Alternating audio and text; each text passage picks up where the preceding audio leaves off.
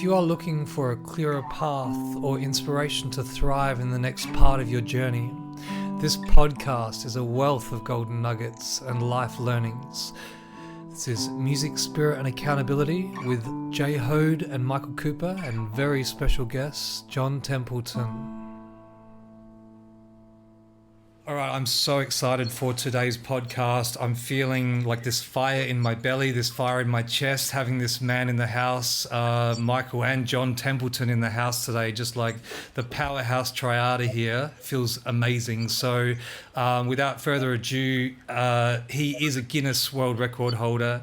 He is a national bodybuilding champion, ex-Special Forces celebrity trainer, has spoken on stages alongside Tony Robbins, Les Brown, Dr. Deepak Chopra and Dr. John DeMartini, amongst many, many others. This bio is just incredible, brother, and I don't even know if it's even relevant anymore with all the things that you're doing now. John Templeton, welcome. How are you today? Hey Jay, yeah, amazing, thank you. And it is relatively relevant, so yes. What are you up to these days, brother? You are such an inspiring human. Whenever I see you on the socials, I am so inspired, and I love your mission. Inspiring people is such a big part of it, and you're just a powerhouse in my eyes, brother. What are you up to these days? And I'd love to know a bit about your story and how you got there. Yeah, well, when I built that bio that you just read, that was back in, that was a number of years ago, and a lot has changed. The mission is still the same. All of that stuff's true, but the energy driving it is different now. And what I mean by that is, the last maybe 3 years really kicked my ass, and it knocked the unhealthy pride and ego out of me, which, all of the success and things that was built on that. And I'm really glad that it's been knocked out of me now, because I just feel way more grounded. Whereas before, everything was, how can I prove a point? How can I be the best to prove that I'm worthy? Now that's irrelevant. And I'm just excited to do what I love, which is, yes, inspire people, but also dive into the deeper workings of psychology, psycho-spiritual work as well, and empower people to get out of the pit of life some people find themselves in, and move forward onto the pedestal, whatever that might look like for them. I love that, brother. And I remember when we spoke a few months back and you said about the COVID thing, and it's been so interesting seeing so many people get their ass kicked. I, for one, and definitely one of them, I lost a lot and started from scratch. And your story sounds, again, super inspiring. So could you just share about how that looked for you, what happened in those times of COVID, and how you kind of rebuilt it on your own accord? Yeah, for sure. The the breakdown, the chink in my armor started about 8.5, 9 years ago. And it was a very unhealthy relationship where, prior to that, I was successful, super successful as an athlete in my career in the military. I was just dominating life financially. I owned a property. Everything was on fire. And that relationship just took all of that. I owned a couple of gyms. I sold them. I had all this money. That was all gone. Had to sell a house just to keep affording to live. I was trying to run 2 businesses. They both were failing. I was doing $200 a week, and my life was a mess after that relationship. But I just tried to kind of glue it together without doing any deep healing. It was more like, I'll just put more layers of success on top of this broken foundation and go from there. But, the energy that required to maintain a facade of success, when deep down I was lost, I was broken, I was confused, and I was, directionless, really. That just got too much to bear. And eventually, 3 years ago, I started to admit to myself that I was depressed. I was having suicidal thoughts, and my business wasn't doing, what it was prior. And so COVID was a huge like wrecking ball that just came in and really finished me off, because I had a retreat on in Bali when COVID hit and the lockdown happened. So I had to just cancel that on the spot. People were 2 days away from flying and had to can that. I had an event in Wellington, New Zealand, and an event in Gold Coast that I had booked, paid for, $10,000 worth of Facebook ads into each one, gone. And then I had to deliver to my mentorship program. It was a very expensive, it's $25,000 mentorship program, and I still had to deliver retreats to these people. And with COVID, I couldn't deliver them. So I got sued, I got taken to court. It was like everything at once just came down on me because I was doing well financially. I was living in this big house and I was living by myself. All of a sudden, my income was cut because of these events, and then I couldn't afford rent. And I just went into this pit of despair. And it, like looking back now, it was the greatest thing that ever happened. But that pushed me to the bottom of the barrel, the deepest shame I've ever experienced in my life. I tried to cover up the shame with many things, including I believe depression is like a cover up. You can kind of be depressed, but shame just hurts so much. And so I got to the point where I just came clean with myself and then even publicly and said, I'm depressed. It's some of the core reasons were like the fear of running out of money, the fear of what people would think. Who is this life coach that has fallen to pieces? Psychologically, emotionally, I was destroyed. And I was humbled. And I knew that humility was necessary to go to the next stage, but it still wasn't a pleasant thing to go through. And I worked with a number of people, other coaches, and I'm very blessed that I had money to be able to pay. Like, healing is a privilege. And they all added up pieces of the puzzle of like, what the fuck is going on in my life? But it eventually got to the point where, essentially paying someone else to support you is a form of victimhood. You're still a victim to the other person. You're still dependent on someone else. And you do need that to a degree. But I got to the point where I was like, I have all the tools. I have everything I need. I just need to fucking do it. And so my spiritual game went up like 1,000 levels after this. And I started I'd meditated for 4 years, always guided, always with music. And now it was just sitting in silence, feeling my emotions, like really taking control of my perceptions and thoughts that were causing my emotions, that were throwing me off.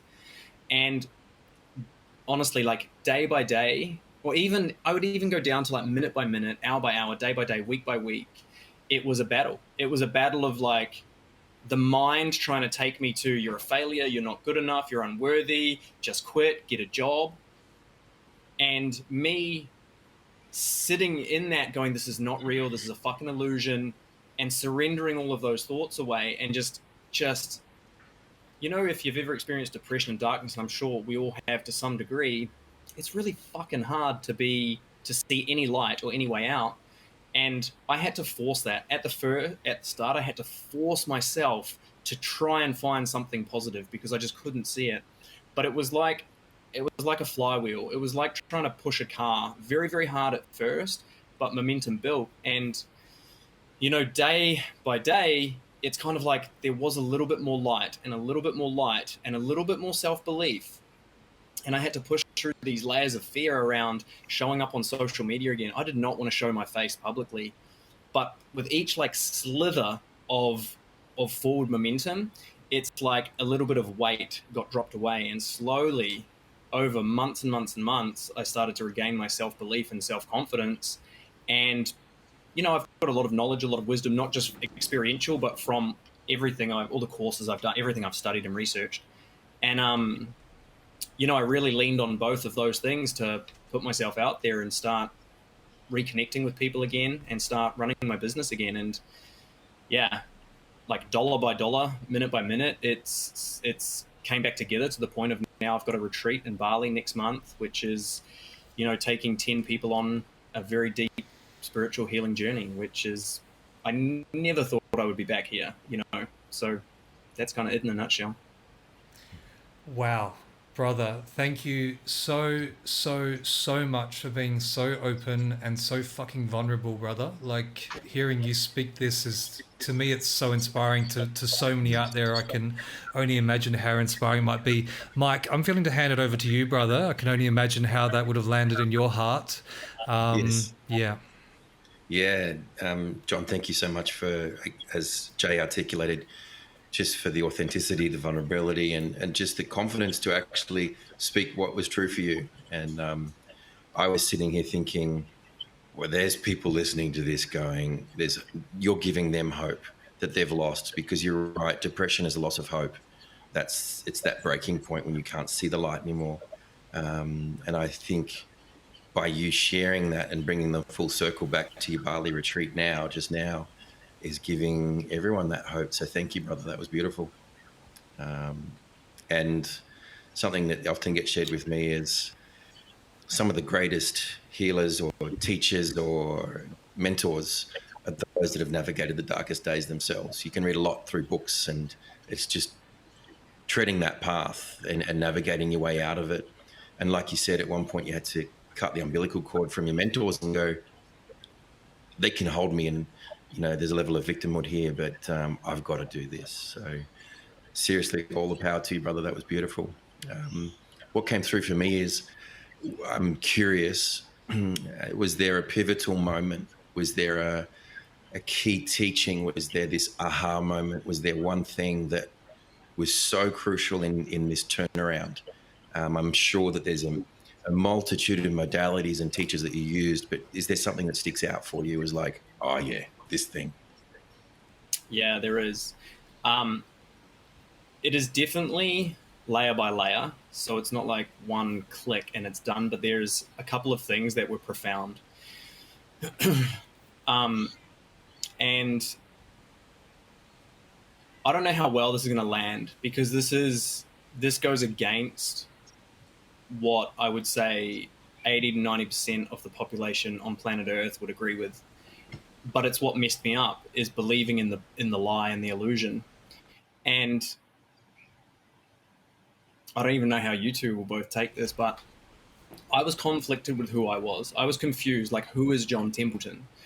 And that happens when you're essentially judging yourself. It's like, this is right, this is wrong, this is good, this is bad. Should I do this? Should I do that? Should I be this way? Should I be that way? And you're not being your authentic self. And that was me. And so that would then reflect in my business, because there would just be inconsistency. There'd be lack of power. And then my money would go down and it would just spiral downhill. And so the highest sort of reconciliation that was needed in my mind was, well, who is John? And what is the meaning and purpose of life? And those were the two questions. What is the meaning and purpose of life, and who is John? If I did not get answers to those things, I would still be in a world of pain now. No matter how much fear I worked through, no matter how much money I've earned, none of it would matter. And so these are the conclusions I came to, and I can share more about how I came to them if you want. But one of the conclusions is that the purpose of life, beyond anything else, is to be your authentic self. That is it. It is to be happy. That is it. Be happy, be your authentic self. That is what I call the greater purpose. Then you've got your own intrinsic purpose, which might be to be a musician, right? So that's based on your values. So the greater purpose is just be happy. At sort of whatever cost, just do what lights you up, what you love, what makes you happy. Follow your bliss, as Joseph Campbell says. So that was the first thing, because there was a lot of conflict in me of what is the right way to live? Is it to, to be of service, to be of charity? And I'd researched religion and all these different things, and I started to go down this altruistic path, and then my business would start failing. I'm like, fuck, I'm conflicted here. What's going on? So that was the first thing that landed. It was okay, number one rule, just do what you love. Do what you love, regardless of what anyone else says. And I call this ruthless authenticity. Ruthless authenticity. And I bought the domain name Ruthless Authenticity. And if anyone wants to go through a free online course called Discover Your Authentic Self, go to ruthlessauthenticity.com. It's got all of the things I went through to find my authentic self. anyone that's thinking about that right now, just do it. Like, seriously, if there's a part of you that's thinking about doing that, just my advice is jump on and do it with John. It'll possibly change your life forever. Sorry, John. Yes, no, that's cool. It's completely free as well. Just pop your email in, completely free. It'll take you about an hour to get through. And the second thing is,